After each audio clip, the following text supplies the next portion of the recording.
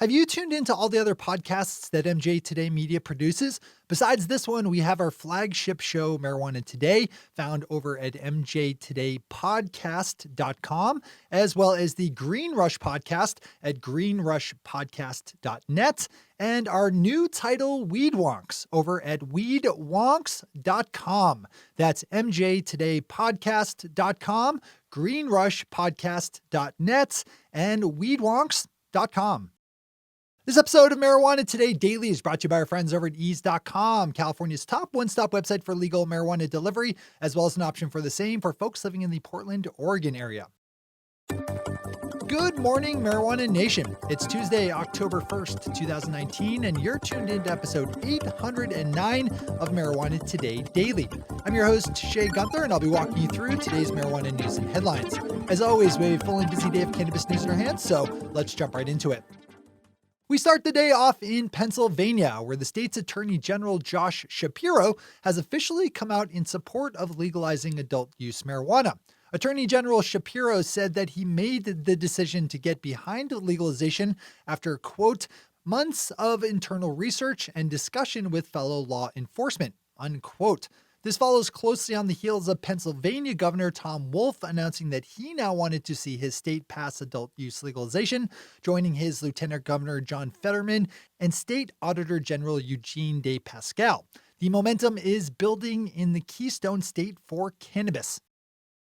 Our second top story today is another one of momentum, as we have a pretty big shift in the state of Virginia in terms of supporting adult use legalization. Just 2 years ago, 39% of polled Virginians agreed with the idea that adult use cannabis should be legal. But according to a recently released poll in the same state, that level of support has grown to 61%, with just 34% opposed. That is an enormous change in just 2 years, and I think it speaks volumes about the pace of normalization and legalization.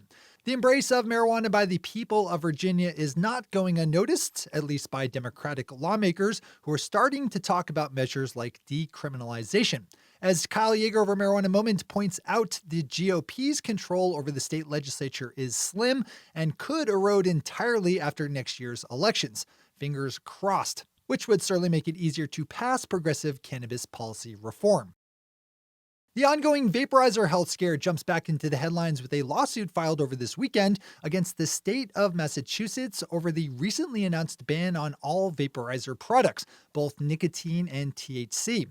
3 vaporizer shop owners who face some level of economic ruin with a ban on vaporizers sued the state, arguing that the ban is unconstitutional and would cause unnecessary harm to their businesses. Considering the fact that it's becoming more apparent by the day that illicit market THC vapes carry most of the blame here, and that a 4-month ban like the one called for in Massachusetts would actually drive businesses out of business, it seems like this lawsuit could have some legs. I'm far from a legal expert though, so we'll just have to wait to see how it plays out.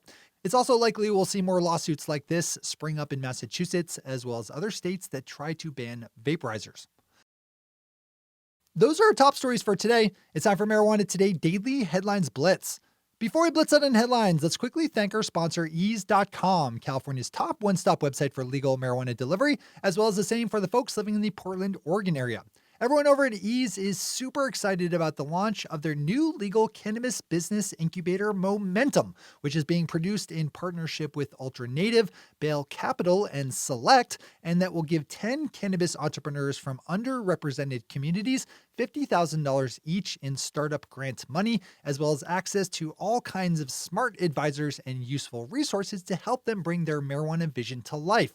To learn more about the Momentum Cannabis Business Incubator, including how you can apply yourself, just open up ease.com/momentum, with ease spelled E-A-Z-E.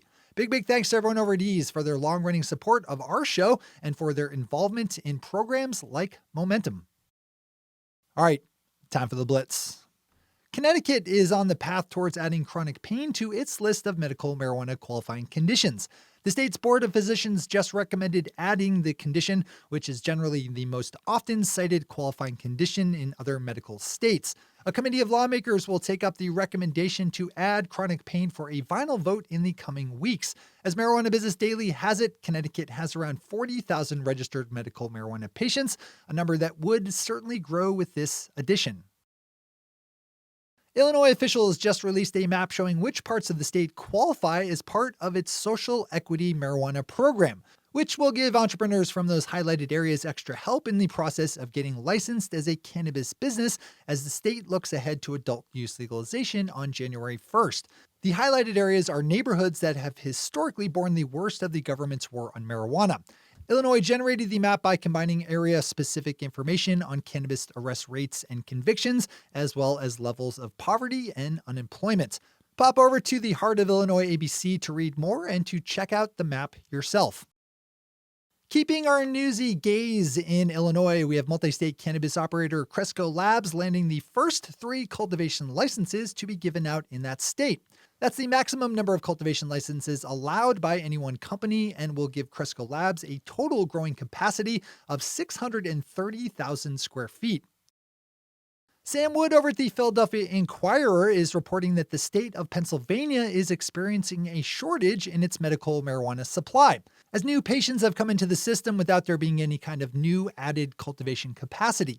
It could take many months to get a cannabis grow site up and running to the point where you can harvest, so it's not exactly easy to quickly react to situations like this. Lots of lessons to be learned there. Swing over to Sam's story for the full read. Jumping up to Canada, we have the Ontario provincial government considering a plan to get out of the wholesale marijuana business, in which it lost $42 million Canadian last year. Each Canadian province was left to work out the details for how it would legalize adult use last year, and Ontario decided to form a provincially owned company to handle wholesale cannabis sales to retail providers. Ontario has some of the highest cannabis prices in Canada, so any move to increase competition at the wholesale level would likely result in lower prices for consumers. The state of Missouri passed a law back in 2011 forcing recipients of state public aid to submit to invasive drug testing, even though that's not been shown to reduce drug use at all and mainly serves as an enforcement mechanism to hurt people of lower economic means. The St. Louis Post-Dispatch is reporting that thankfully, state officials have decided to carve out protections for medical marijuana users losing their state aid should they fail a drug test.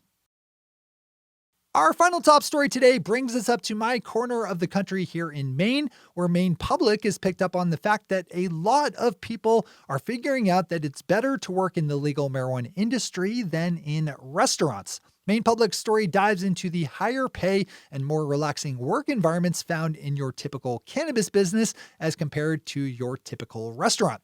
This is a storyline we've seen play out in Colorado and one we'll likely see happen in every state, so I think it's worth noting here.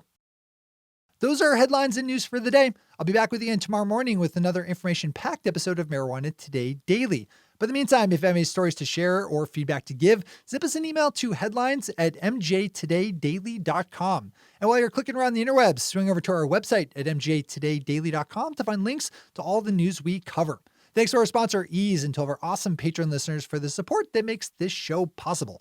To join the listeners' ranks of the Patreon listeners yourself, swing over to our website at mjtodaydaily.com and click on that big blue button at the top of the page that says Become a Patron. I'm your host, Shay Gunther.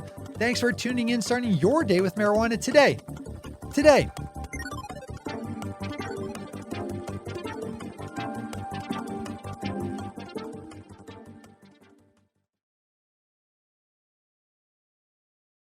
One take, Shay. One take.